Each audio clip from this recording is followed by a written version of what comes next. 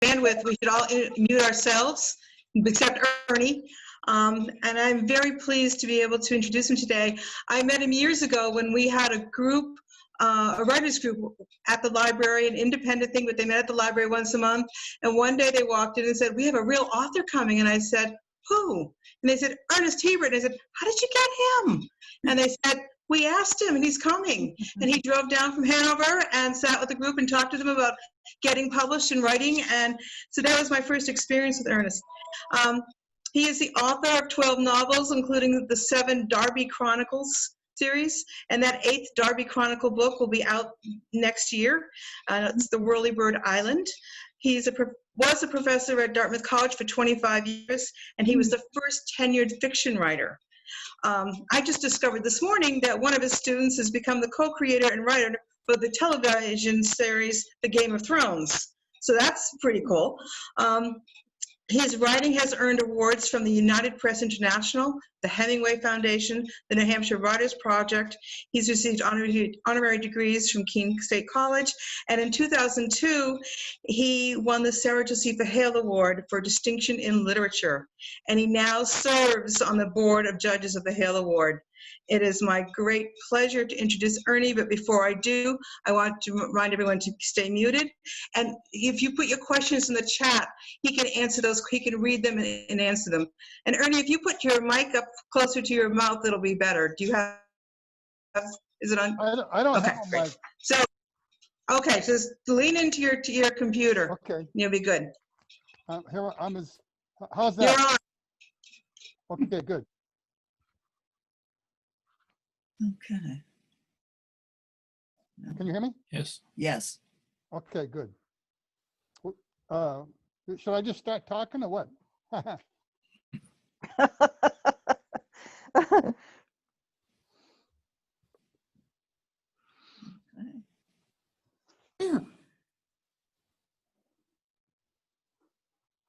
We were all muted, Ernie. We couldn't answer. Yes, it's your show. Do it your way. Oh, okay. So you can hear me, okay? Yes. All right. Look, I want to talk today. Yeah, first I want to pitch my new book, but there's a character in there that I want to talk about and where she came from. You know, it's the name of my new book is called Whirlybird Island, and it's a murder mystery that has its background in the Korean War.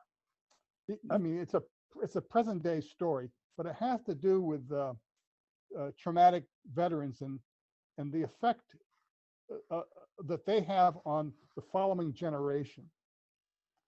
That's kind of the theme for this story. And it's based on my own experience. When my dad came back from World War II, he was traumatized. He got over it. He got over it, but it was a struggle.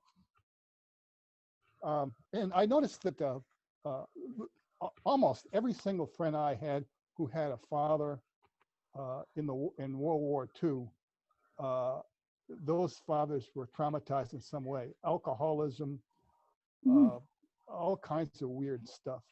And it's my theory. I Lord knows I can't prove it, but I think that the trauma of the veterans of World War II helped bring on the 1960s madness by screwing up their kids in some way.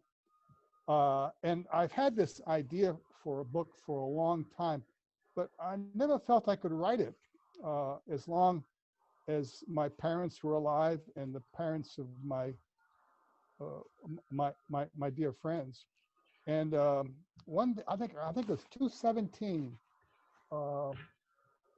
I ran into my cousin, Helen Baglioni, whose dad was my father's brother, and he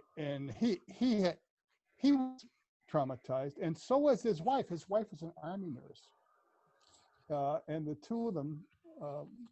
So we talked about that, and I suddenly realized that they had all the people. They had all died.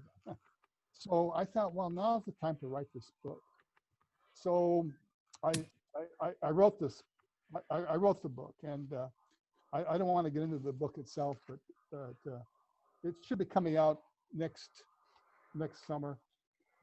There's a lot of fun to write because it is. I always wanted to write a murder mystery, and this was my opportunity to make it a literary murder mystery that has this trauma theme. But there was a character I invented there that was based on a woman that I had never met, but who was kind of a local legend in the Monadnock region. And it suddenly occurred to me, I hadn't thought about this before, that my coming of age as a writer was the result of a whole bunch of different women. And they all led up to me naming this character. So I thought I would talk about these women in kind of my way to thank them. So you're the first audience that will be hearing this talk, which I'm just making up as we go along here. So is that all right with you guys? With y'all? I don't hear any complaints. Yes. Because and feel free to interrupt at any time. And anyway, the first woman is May Sarton. You probably know who May Sarton is, right? Most of you know who May Sarton was a really great American writer, and she happened to be living in Nelson, New Hampshire, when my wife Medora and I got married 51 years ago. We're still at it. But anyway, the first place we lived after we got married was a little place we rented in Nelson, New Hampshire, it's this town, and it's not well known because it's not on a highway. It's off a state highway. It's just anyway. I met May a couple of times, and she would say the same. Oh, perfectly lovely to meet you. The kid, as far as she was concerned. But I read a book that she written called The Reckoning. Does anybody know that book, The Reckoning? Anyway, it's just a great novel, and it had a profound effect on me later on as a writer, because it dealt with events, and it dealt with dialogue, but the main part of the book was the interior, the thoughts of the character, the feelings of the character, as reported by the character herself, and that was part of a sort of a developing idea I had. I was interested in the drama that we all have. Every person has two dramas in life. There's the drama on the outside, where you deal with other people, job, gotta make a living, gotta eat, you gotta deal with your health problems, everything, all the work on the outside that is shared. Everybody sees that you know, and you see what they know. But at the same time, everybody has a secret personal life that, for the most part, you don't share, or maybe it's just me, that you keep to yourself. And there are times when the secret self comes into conflict with the external self, and that's a novel. And so that was my interest in writing, and I was particularly interested in writing about working people, because that's how I grew up. And I actually never had a middle class job till I was 31, and I worked from the time I was 16. So most of my early mentors were working men, and I want to write about a working man. And I'd read a lot of books about working men, but they're almost always portrayed from the outside. Sometimes they were sometimes overly romanticized, I really saw working men as they saw themselves, and that's what I wanted to. That's what I wanted to write, and that's what I've tried to do, in particular with the character Howard Ellman, who is the protagonist for The Dogs of March, the first of the Darby books, and the seventh of the Darby book, Howard Ellman's Farewell, where he's in his 80s. He begins as a character in middle age, and ends as a character in old age. He's in his 80s when that book is written. Well, so anyway, that was May Sarton was the start. And then later, I went to work for the Keene Sentinel, and I interviewed a writer in the same town, Nelson, New Hampshire, whose name is Newt Tolman. Newt, I fell in love with Newt the first time I met him. I interviewed him for a story he wrote, and I said to him, I said, Newt, when do you write? When do you do your writing? And he said, I start about an hour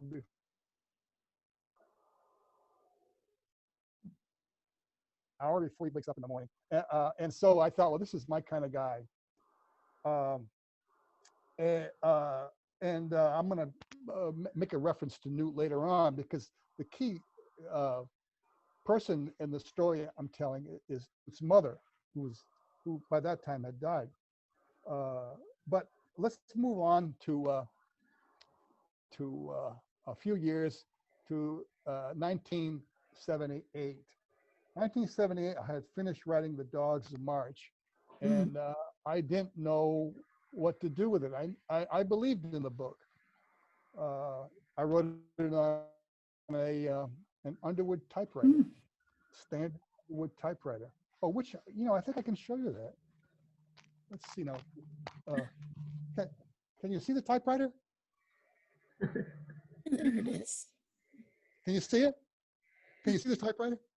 Okay. Well, anyway, that's the I wrote The Dogs of March on that typewriter, but I didn't know what to do with the manuscript, so I gave it to I didn't give it. I asked James D. Ewing, who was the publisher of the Keene Sentinel, where at the time I was working. I was a sports writer. And he said, Ernie, I don't know any book editors, but I know a writer. Her name is Lael Wertenbaker. Well, Lael Wertenbaker was living in Nelson. So May Sarton in Nelson, Newt Tolman's in Nelson, and now Lael Wertenbaker is in Nelson. Lael had published 18 books. She was retired with her second husband, Bramwell Fletcher, who was an actor. They moved from New York to Nelson.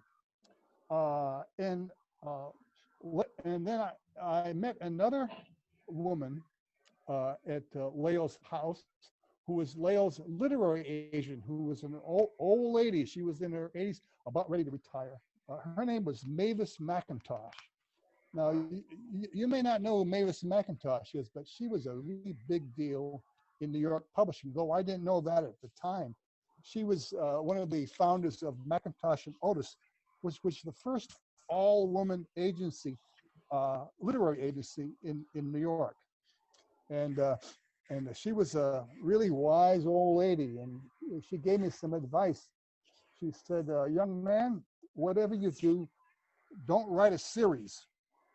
They'll only read the first one. And she was right. I've written 7 Darby novels, and only the first one, The Dogs of March, has ever sold many copies. So I did not follow her advice, and I'm now paying for it in old age. No, I'm just kidding.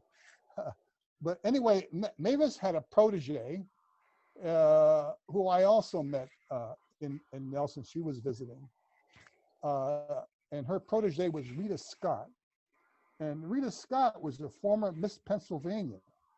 So here I am in Nelson, New Hampshire with Lael Wertenbaker, a well-respected writer, her big shot agent, and a former Miss Pennsylvania. All in this little town. and along the way, I met another big time person in Nelson. Her name was Helen Milbank. Helen Milbank was a war correspondent during World War II, and Mm. she hired in Nelson. Nelson had contradances, and Nelson had this incredibly rich cultural uh, uh, uh, uh, m- I don't want to say heritage because it was relatively new, but there were all these, there were artists, there were composers, there were literary people that had found their way into this town. And I always wondered how that happened to be. And it wasn't until, maybe 15 or 20 years passed when I read a book by another Nelson person. Her name was Florence Tolman, and she married Newt Tolman's brother.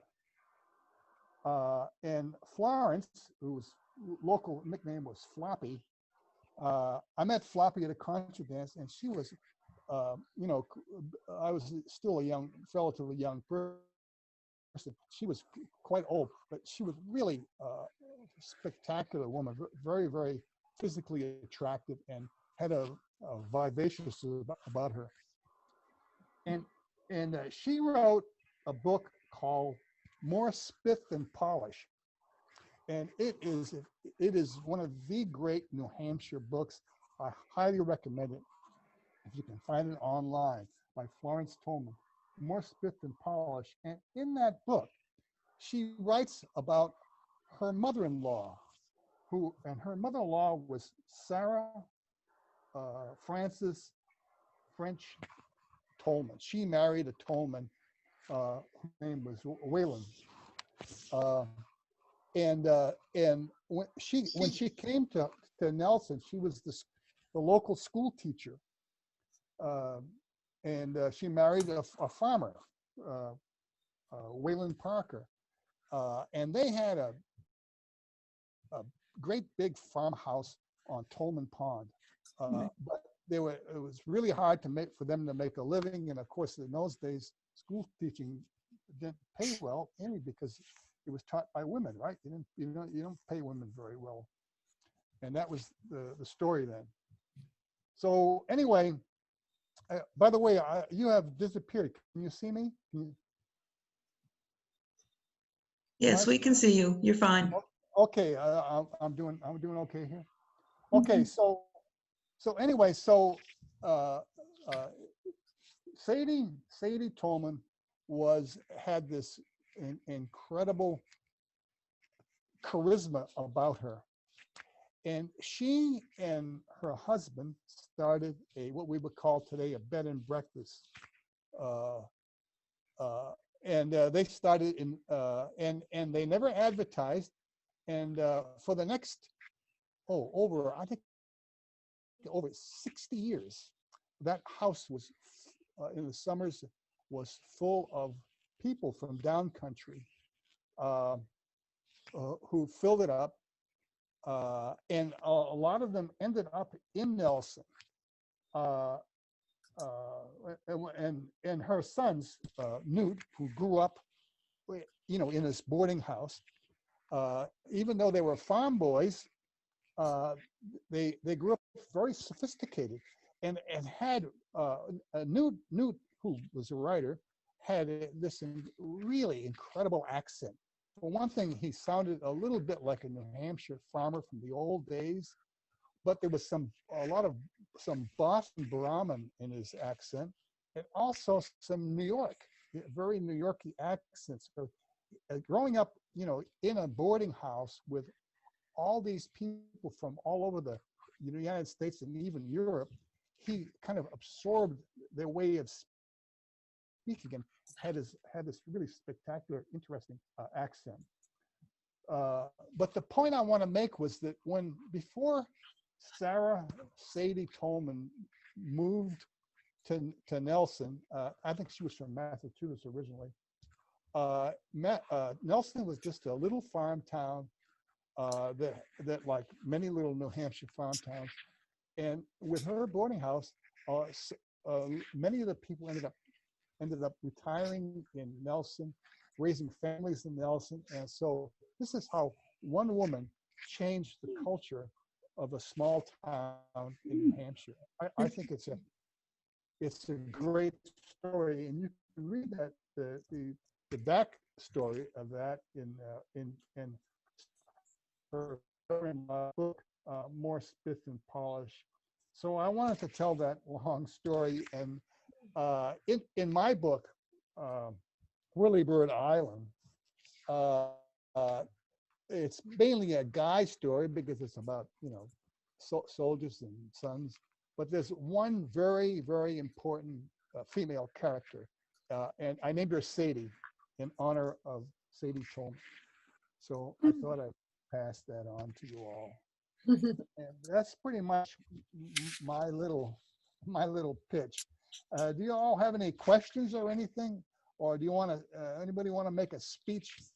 Or do you want me to keep babbling on here?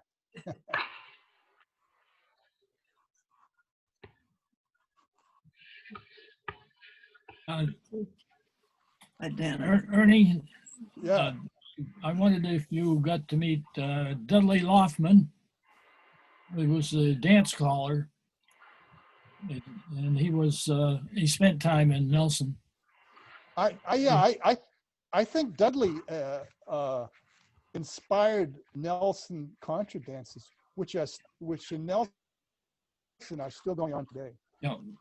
But I don't think I ever met.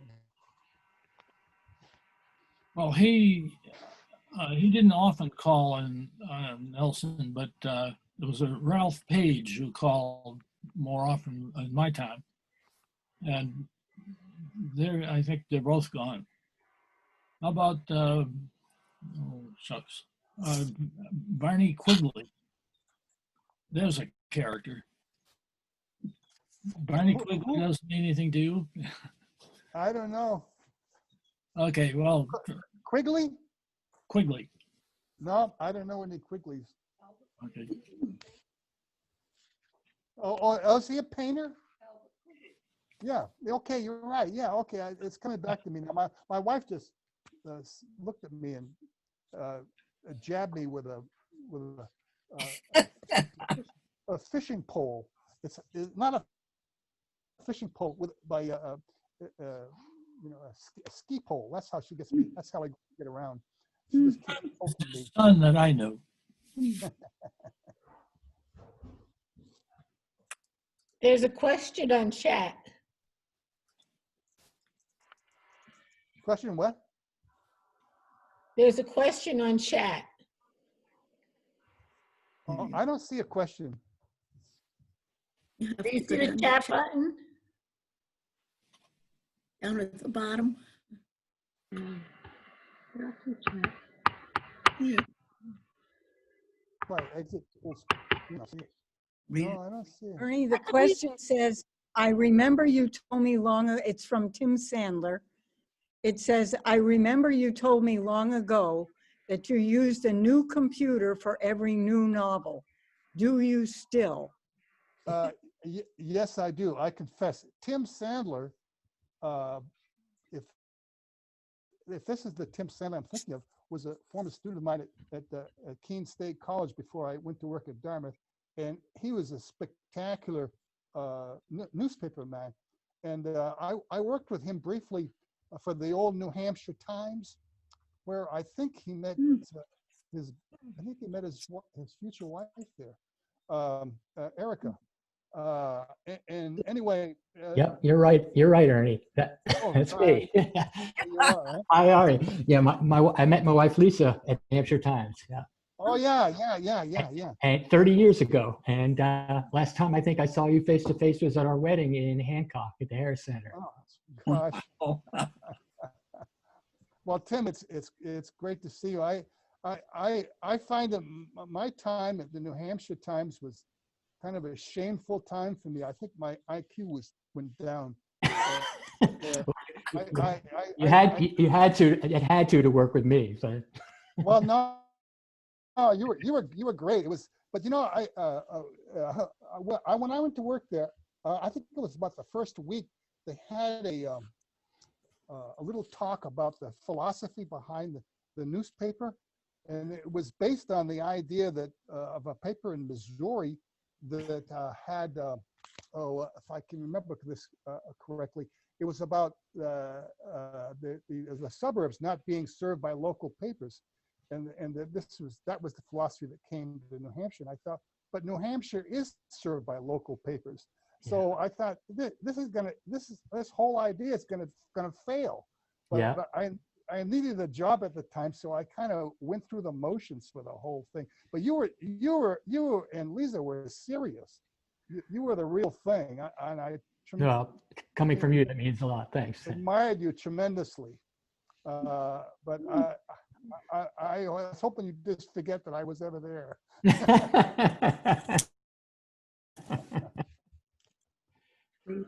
Well, it's great to see you, Ernie. Well, that's great to see you, man. Well, answer the question. What's the question? Do you still use a new computer every time? Yeah. Actually, I just ordered an M1 from Apple, and I am starting a new book. So you got me. You caught me. It's I don't have a lot of traditional vices. I probably drink a little too much, but not terribly much. And I've discovered recreational marijuana now that it's legal. But you know, I've never had an affair. I don't get into fights anymore. Not physical fights anyway. So I guess my one big vice would be computer gadgets. Now, and I wrote that first book on a typewriter. That's an interesting story. Would you be interested in? Would the group be interested in hearing chat on this one. how to write a novel on a typewriter? Yeah. You sure? Yeah. Well, I'll tell you how I wrote The Dogs of March on a typewriter. I had written 2 books before, and they weren't very good. And I knew they weren't very good, but every once in a while I would write something good, and so I knew that I could do it. I just didn't know how to do it. So I had this idea to write a novel, and I realized. I never can find chat. Can you hear me? Just stop it.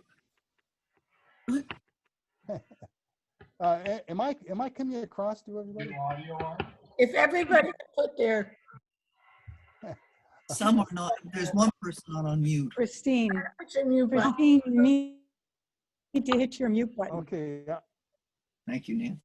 I'm not muted, am I?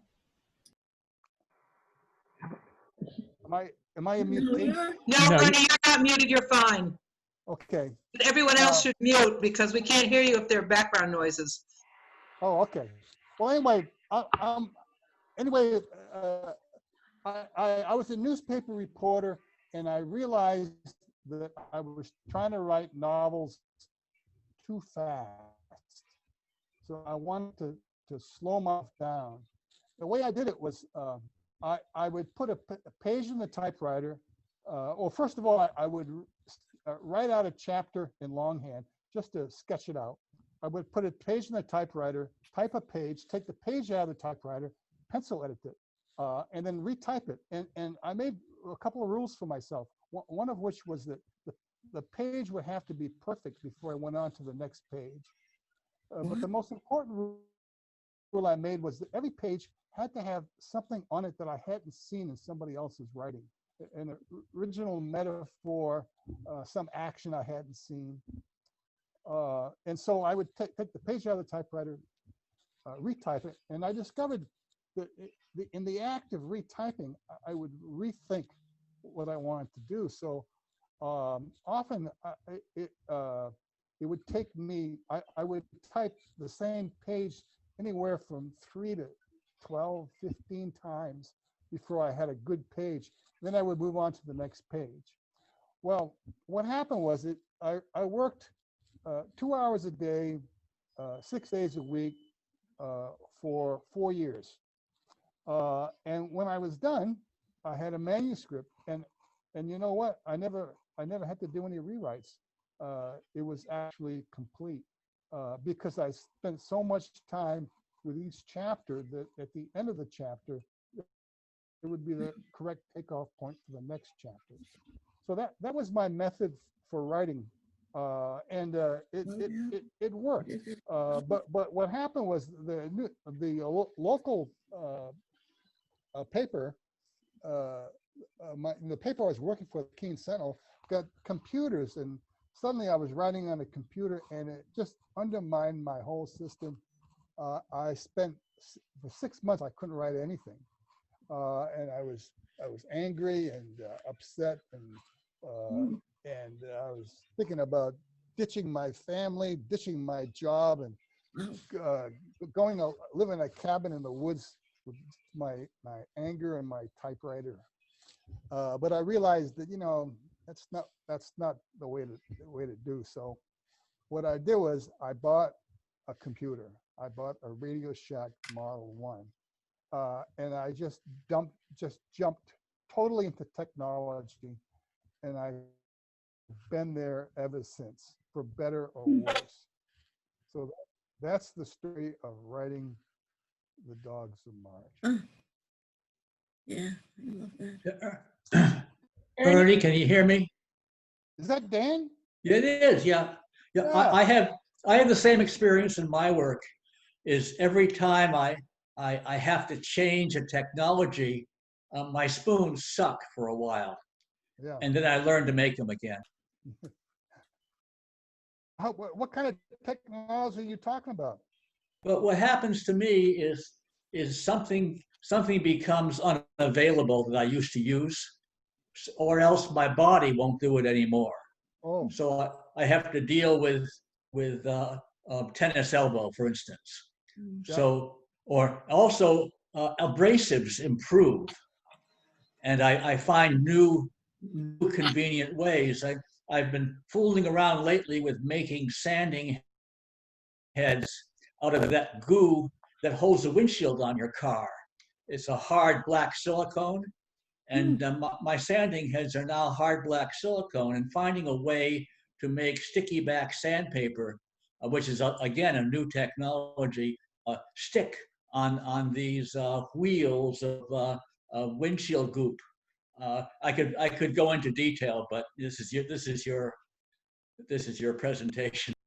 well, for those of you who don't know, this is Dan Dustin, and Dan. I discovered Dan at the Centipede Crafts Fair many years ago, and he made spoons. And Dan was partly the inspiration for my Darby novel called Spoonwood, and he inspired me to write that book. And also I started making spoons myself. When I write, I tend to become part of the book in weird kinds of ways. When I was writing Dogs of March, the protagonist Howard Elman's a gun nut, so I had a couple of pistols and a rifle, and I had some background. I had guns when I was a kid, and of course I was in the Army, so I knew guns, and I enjoyed shooting up the countryside. It was a lot of fun. But the minute I finished the book, I just lost interest in guns and haven't had one since. And the same way with spoons, I made wooden spoons when I was writing Spoonwood, but after I finished the book, I haven't made a spoon since. But I will say that I'm still using some of the spoons that I made here in our kitchen. And Dan, God bless him if there is one, gave me a spoon that I still have and that I don't use because I treasure it. Well, Ernie, you have another question from Catherine O'Brien. Do you still take road trips when you write a book?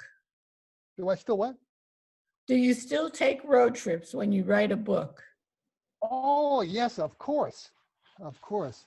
That's a good question. Well, I don't know if it's a good question enough, but it's the question that goes right into my wheelhouse.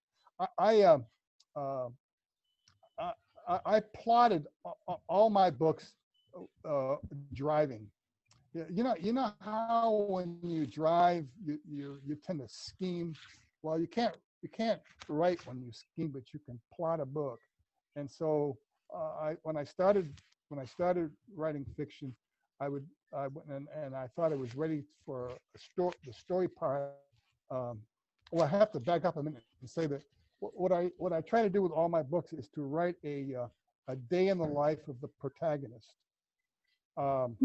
without any thought of plot, without any thought of story, just so I can get to know the character and his world.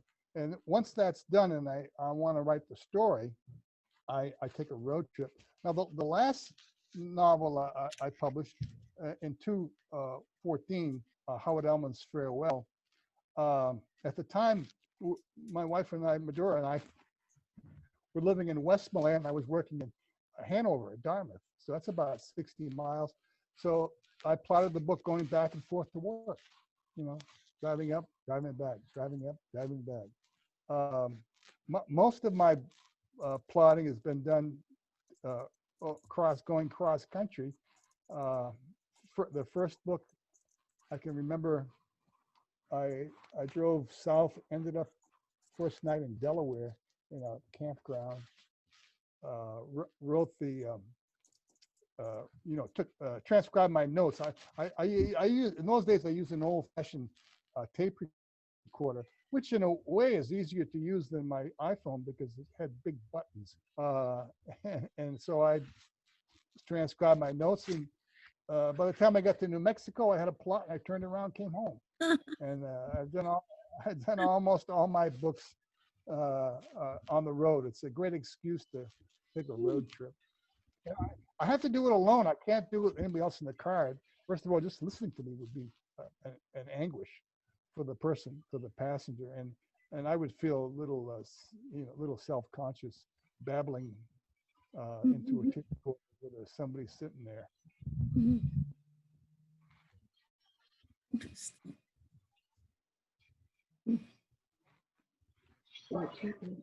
Any more questions on chat or live?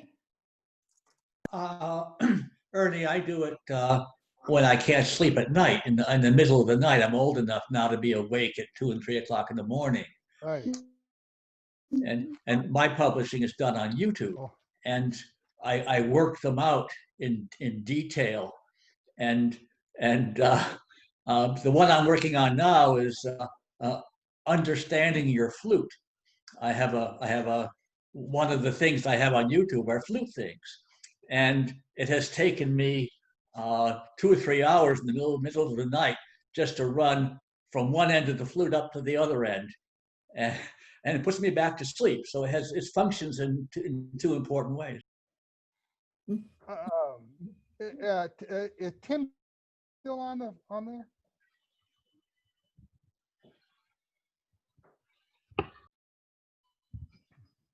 I guess not. Diane Rogers, you have a question? Something? I have a question.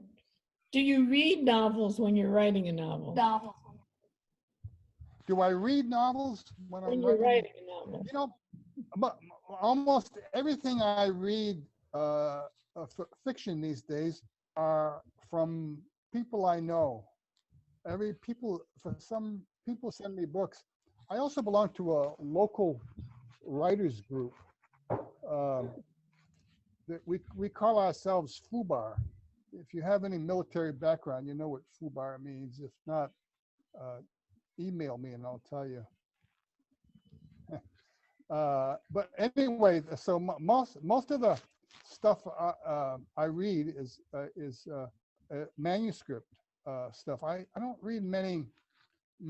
I don't read very, very rarely do I read a book, especially a book that's hot. I'm just too envious of people's success to give them the satisfaction of knowing that I've read their book. It's terrible. Envy is just a terrible thing. It's really kind of funny too. I can remember when Gore Vidal was visiting Dartmouth, and he said, every time I read a good review of a book that's not mine, I die a little. I thought, and I think that's fairly common among us writers, is that we pretend to be big-hearted, but the fact is, we really want to see all other writers machine gunned into the ditches and only us remaining. I can't help myself spinning this stuff off. There's another question from Nancy Marascio. Would you talk about your role as a poet? What is the poet? This is a question from Nancy Marascio, and she asks, would you talk about your role as a poet? Oh, as a poet. Well, you know, it was a piece of writing in college that inspired me to become a writer. It was a long poem, not a long poem, actually a fairly short poem called Preludes by T.S. Eliot. And I was so moved by that poem that I decided right then and there that I had to become a writer. I wanted to move people the way T.S. Eliot had moved me. So naturally, I started writing poetry, and I wrote poetry through college, and actually went to graduate school at Stanford. I was accepted not as a fiction writer, but as a poet. But I switched over to fiction because I realized that most of my virtually every poem I wrote had a narrative to it. So I thought, well, Ernie, if you're telling stories, why not just tell stories? Why couch it into poetry? So I think I was destined to be a novelist, but I do have a poet's sensibility sometimes, or I like to think so anyway.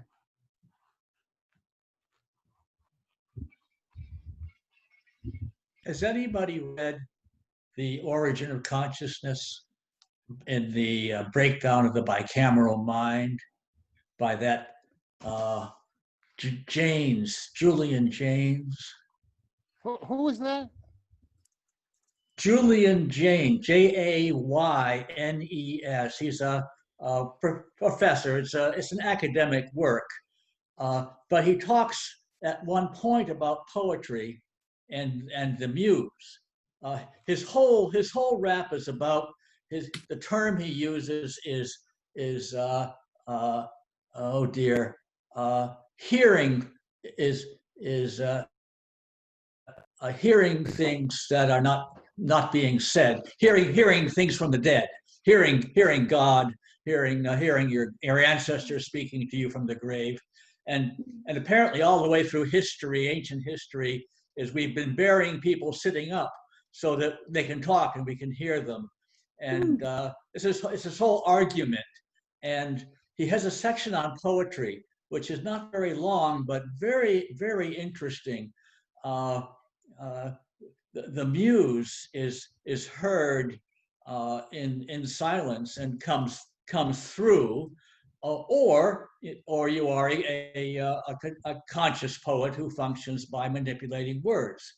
He sees two, or maybe I just do. I'm just going to shut up here. No, the idea that you presented from this guy reminds me of the biblical writers. I don't know if there's a God or not, but certainly the people who invented God were writers, right? It was writers who invented God. I mean, God doesn't write his own stuff. He inspires people who write God's stuff for him. For some reason or other, he doesn't want to write his own stuff. I don't know why. Maybe somebody can answer that question. Hallucinatory hearing. Why doesn't God write his own stuff? Tell me. I have occasional fantasies of Beethoven coming to me in a dream and giving me a new symphony. Well, that's for your flute, The Flute Symphony. the flute symphony. Well, you talk about the muse, that might be a mistake.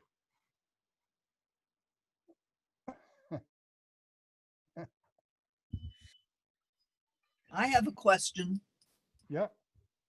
and my question is, what's next for you? What are you thinking about or writing about? Well, I'm kind of torn between drawing. I like to draw, but I don't have any talent for drawing, but I like doing it. And I want to draw images from my Darby books.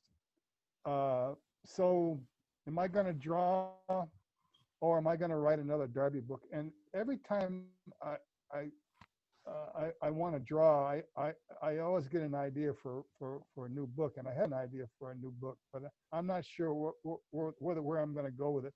Right now, I've been writing.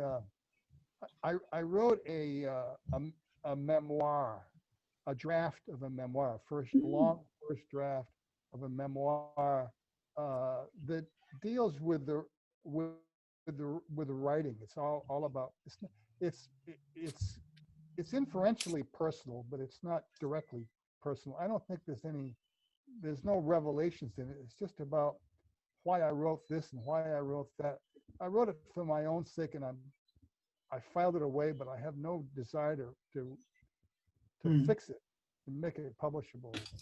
But that's the last thing I've written, was a long memoir. And also I finished up my novel, Horly Island, which I really loved writing. It was a lot of fun to write. I have a character in there that's an intersex character. Does anybody know what that means? I have to look it up. Some people are born with genitals of both sexes, and so I was and most people, virtually all of them, will choose a gender to be. But I thought, what would it be like to actually not only be biologically of both sexes, but to be emotionally, to be able to switch back and forth between being male and female. Fascinating. And I thought so I've created a character who is my detective, by the way. Her name is Trinity Landro. So that was a lot of fun to write about that character. I love writing about people not like myself, because it kind of gets me out of myself, so I can invent people that I don't really know much about. A lot of it's rewarding. I find writing rewarding that way. From Catherine Bryant, do you think it's possible to teach writing to create a writer? Yeah, that's a very good question, and I don't. Of course, it's possible to teach writing. You can certainly teach grammar. One of the I think one reason I was able to become a writer was that in grade school at St. Joseph's School in Keene, for some reason or other, I was not a good student, but one thing I loved doing was diagramming sentences. So I loved English grammar. I didn't do any writing. I didn't write at all, but I knew English grammar, and I loved diagramming sentences. It was the geometry of it that turned me on. And so when I actually started to write it, I never wrote anything. I didn't write. I didn't write a diary. I didn't write essay. I didn't write anything until I was 23. And I went from being a non-writer to being a good writer almost immediately, or so I was told. And I think it's because I internalized all those rules. They were there for me when I was ready to actually write.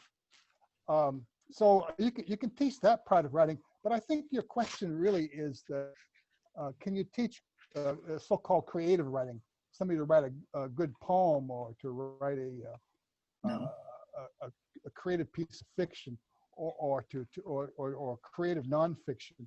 And you know, and I don't think that I've never tried to teach directly that kind of writing. But I think that the way it's done, the way you do it, is to get potential writers all in the same room talking to each other.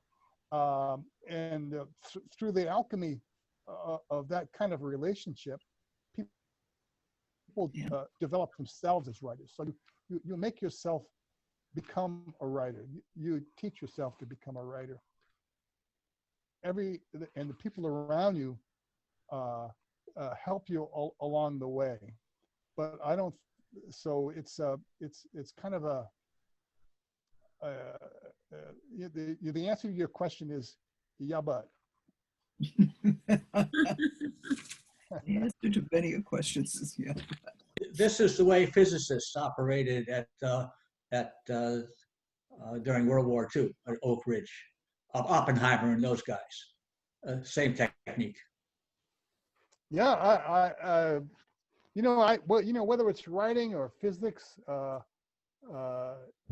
the individual, you have to be an individual genius in a way. I mean, but I don't mean that you're born that, but you make yourself into a genius. I think it requires that kind of cocksureness to yourself. But actually, you're really part of an act where there's a lot of other actors involved. And certainly, now Einstein there's a lot of other people involved, and he just happened to come up with the right idea at the right time. So I'm a big believer in the classroom experience. I think that's where things happen at a college level. I don't think it happens when you're in grade school.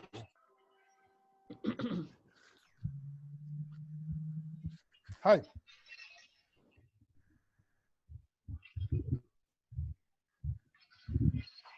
Diane. Ernie, you were talking about drawing before. Have you ever considered doing a graphic novel? Yes, I have, and I would love to do a graphic novel, but I'm just not a good enough artist. One thing I just don't have the natural gift for drawing. I have to really work hard to make something look halfway decent. Oh, by the way, I know one. You can see some of my drawings on my website,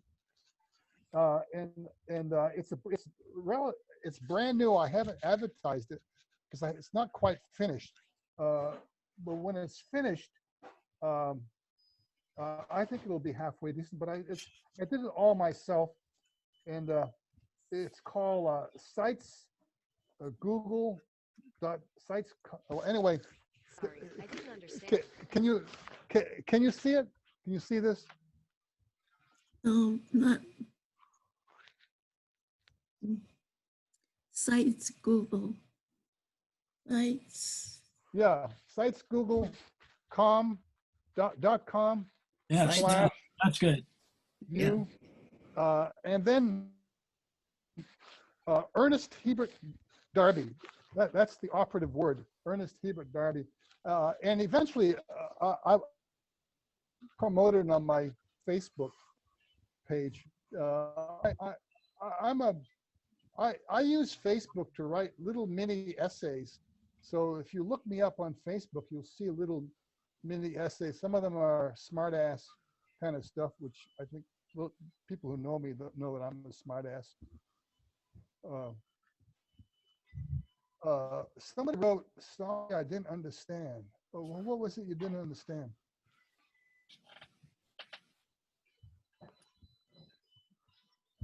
I'm trying to get your website, and is it all small letters? It's small letters, or it could be, doesn't matter. Sites, SITES Google .com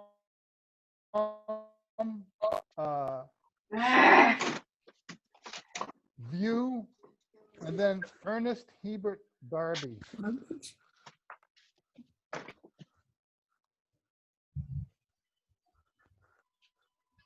What's that last word? Ernest Hebert, Yeah, what? my name, Ernest Hebert, and then Darby, Darby. Oh, okay. All one word, Ernest Hebert Darby. It's a story of the Darby Chronicles of books that are written, and there's a section called Pics, most of which are my drawings. I wish I could draw better, but what are you gonna do? You need to stop that right away. Oh, I'm gonna hold up the website again. Can you read that? Move it around a bit. Which way? Up. This way? Up. Up. Oh, good.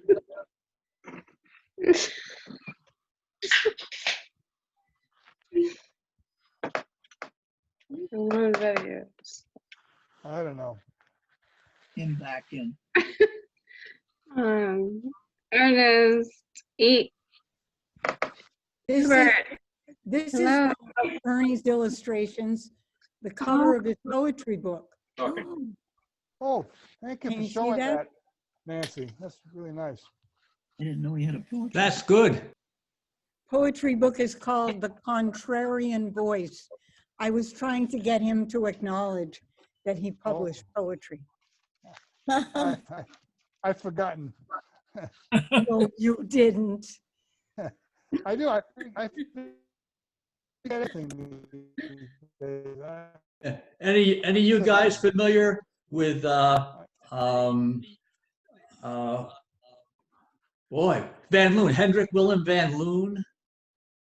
He wrote in the 30s, and he did all his illustrated with a chewed matchstick dipped in India ink.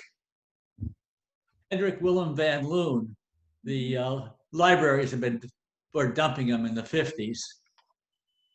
Anyway. Remember his name. Ernie, would you mind if Nancy read one of your poems? Would I what? Would you mind if Nancy read one of your poems? Yeah, sure. Which one? I don't have any with me, so I don't know. Nancy's got the book. I do, but I don't know which one he read. I don't care. Got a free reign.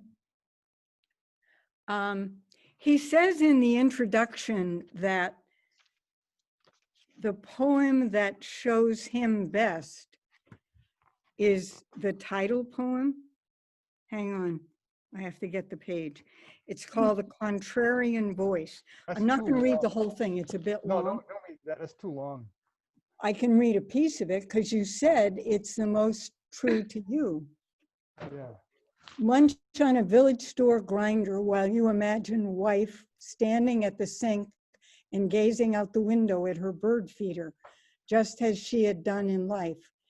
Tell her how sad you are, connections and conniption fits that enriched your life, the centenarian stew pot, involuntarily memorized glimpses of trees, stone walls, ledges, old mossy gravestones, fences and hosses and cows and chickens and porcupines and deer and skunks and woodchucks and beavers and squirrels, gray and red, and damn raccoons and screeching foxes.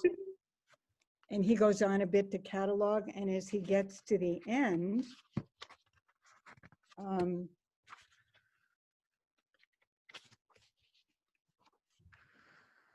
going several pages, which is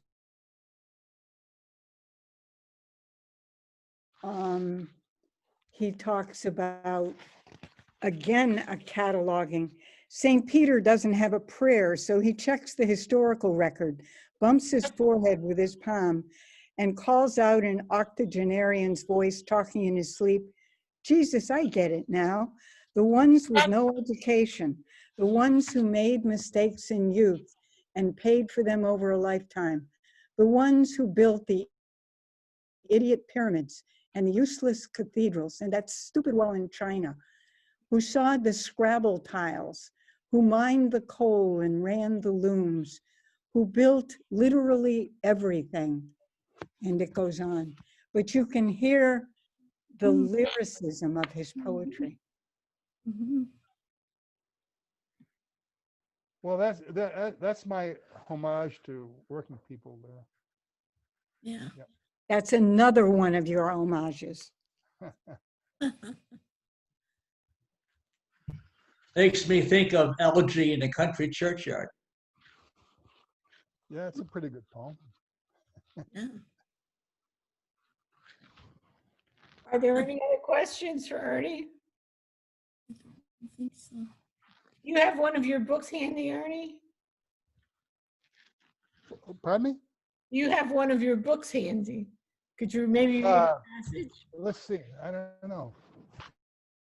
What are my books? Oh, yeah. We had that. I always like, Diana Lee, I always like to ask, what's next? Have you already covered that? Well, what's next is Whirlybird Island, which is going to come on the scene in next spring. I didn't mention this. But Whirlybird Island is coming out in the summer of 2001.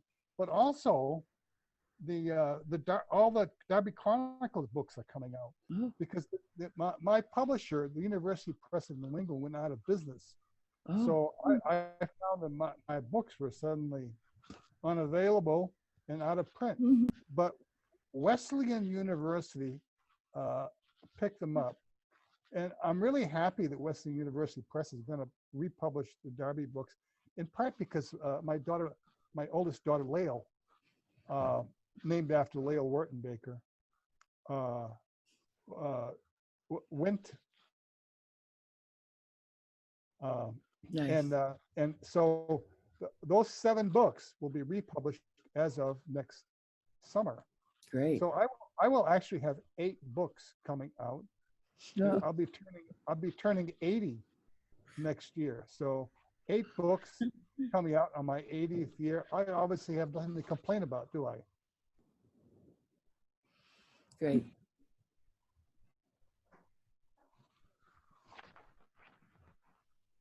Do you have one of your books that you can read from? A passage?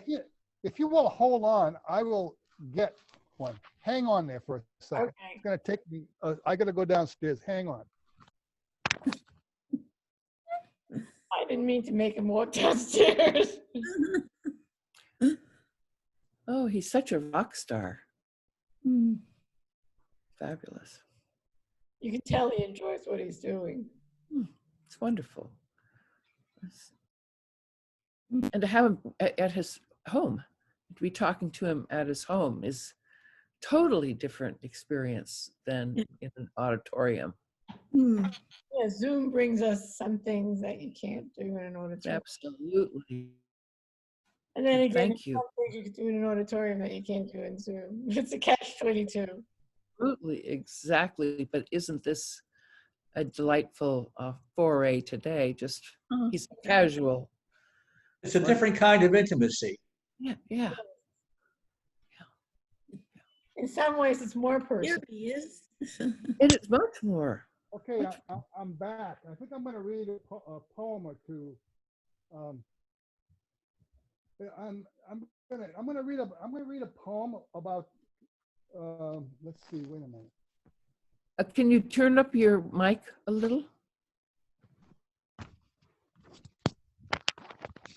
Oh. Can you hear me? Yeah. Okay. Better. I'm going to read a poem. This is a to-do list.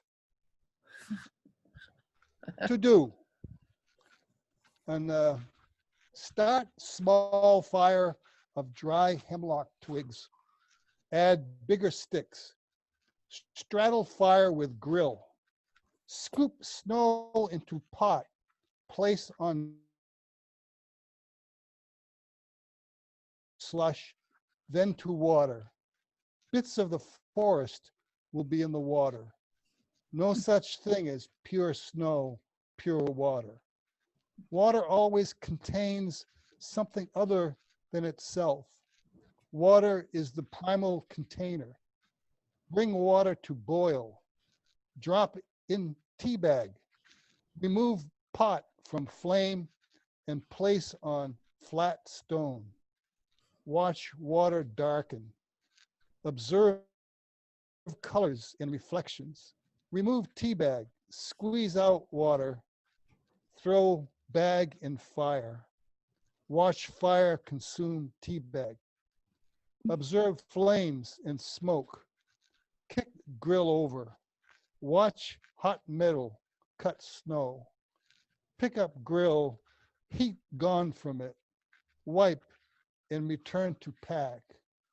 Place more sticks in fire. Pour tea into cup. Listen to the near chatter of the fire in counterpoint to the far whisper of the falling snow. Bring cup to lips, tongue. Huh. So that's my little poem about, I used to go out in the woods and make a cup of tea, and that's about making a cup of tea in the woods. Yeah. Wow, I love it. It's definitely a narrative poem too. Yeah.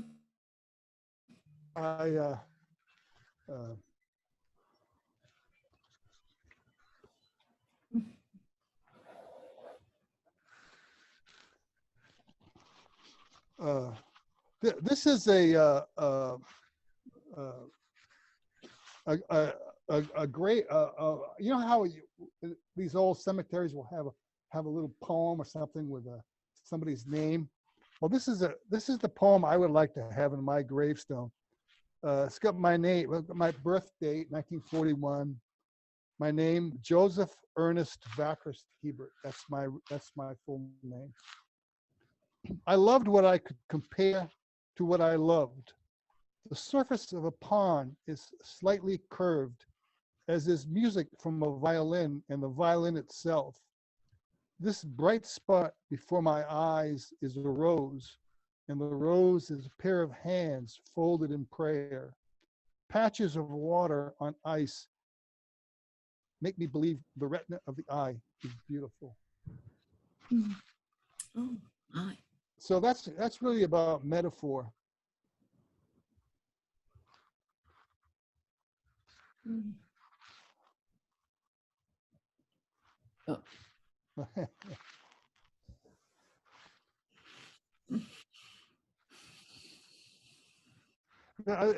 This is about about having a book rejected. And you know, the thing about writing, probably the one thing that I never expected, the one hurt I never expected as a writer, was watching a book go out of print. Now, when a book goes out of print, it feels like a death in the family. And of course, the only one who grieves is you. Nobody else cares whether your book died or not. So this is about those little writers. This is a writer's poem. It's called A Writer's Melancholy Baby. When my baby is rejected, I hurt, but I don't mourn.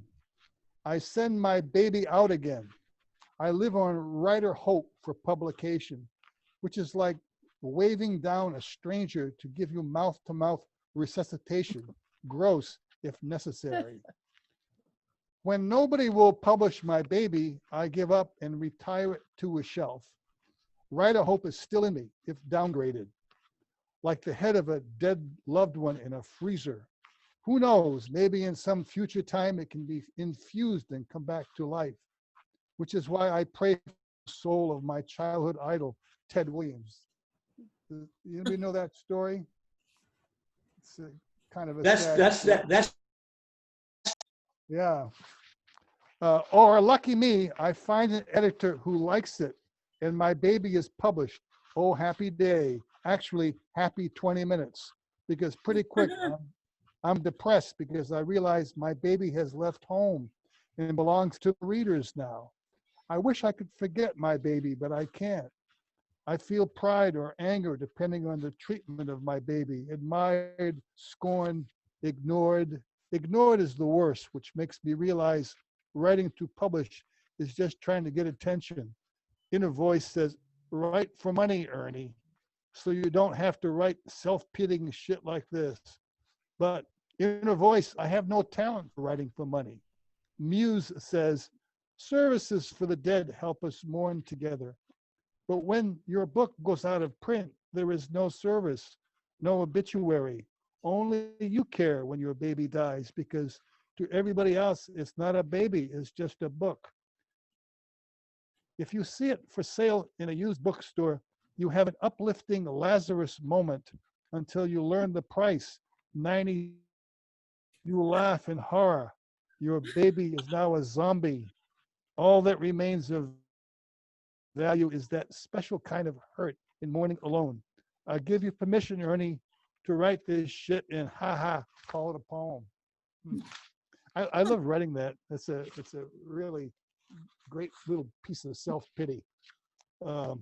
It was inspired by a writing mentor, friend of mine named John Morrissey, who was a sci-fi writer, and he kind of was one of my heroes when I was growing up. Well, not growing up, when I was becoming a writer. And he was telling me that he was vacationing in Bermuda, as he was in a bookstore, and he saw one of his books there, and he picked it up, and there was the price. There was the price written down, and it was crossed out. Then there was another price that was crossed out. It kept getting lower and lower and lower and lower and lower. And finally, he bought it for 10 cents. Oh, dear. Well,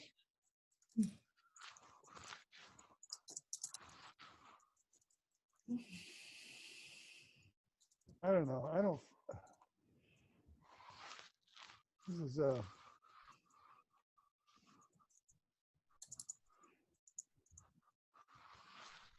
I have a question yeah. about essays, your small essays. How do you craft them? What makes an essay? That's a good question. I write. Often it's the answer to a question, but I don't know the answer to.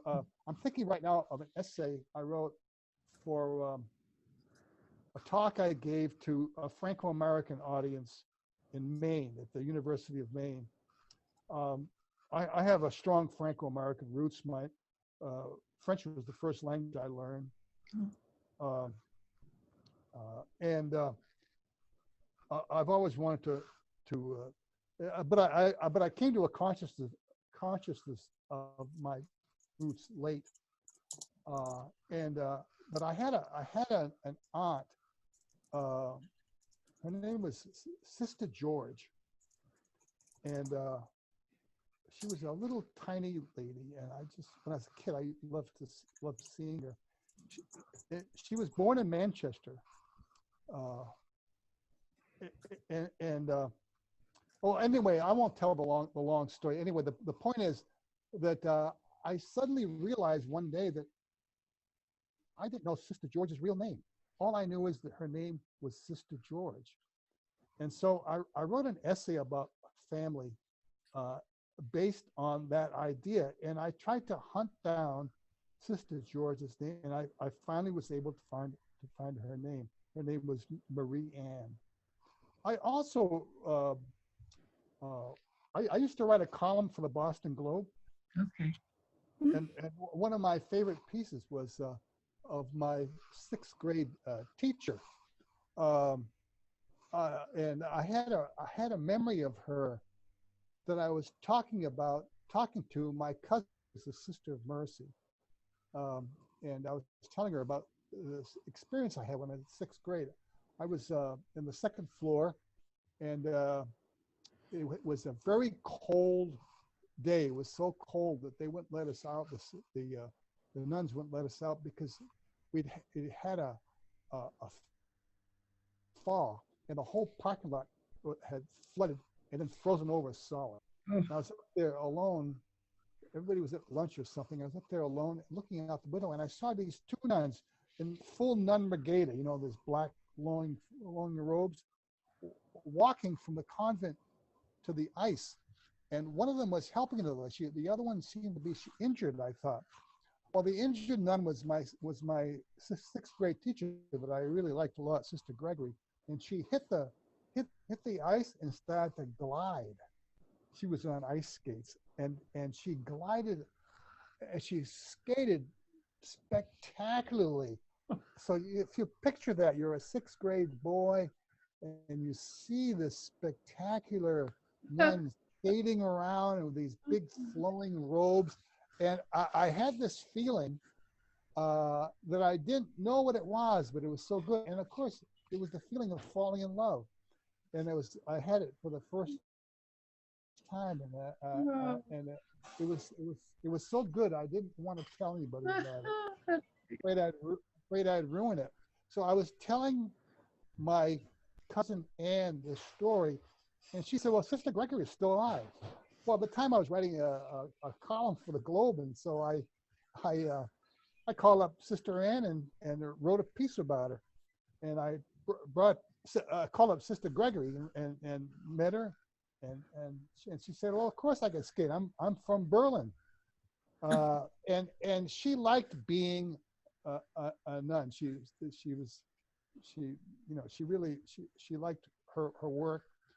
She was in her 80s when I interviewed her, and she told me the only thing that bothered her was it made her change her name. She said, "My name is not Gregory, it's Isabel." So I thought that was that was an essay I really enjoyed writing. Nice, thank you. Ernie, before we close out, we've got a message from Nancy Roy to everyone. Check out the website mentioned here. The drawings are good, exclamation point. I think so. Thanks. Brumi Delchin for sharing. Well, I'll tell you, if you want the website, you can email me, ernehebert@gmail, and I'll email you the link. Okay, because we have one person saying they are good, exclamation point. Any other questions before we sign off? Any other questions for Ernie? Just want to say thank you for doing this today. I started reading your first book way back in must have been 1980, and have followed you from afar, and it's just delighted to hear all that you've been doing, and look forward to seeing your next book. Thank you. Well, thank you very much. It was a lot of fun. Yeah, thanks, Ernie. Thank you. Thank Thanks a lot, you. Tim. Give Ernie a clap. I think we can all unmute and clap. Let's give him. Bye-bye, Ernie. Thank you. Thank you. Thank you so much. Bye-bye. Bye-bye. Tim, Lisa Prevost, right?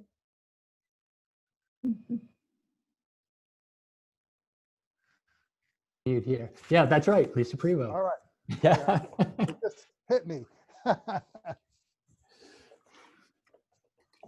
We should catch up sometime soon, Ernie.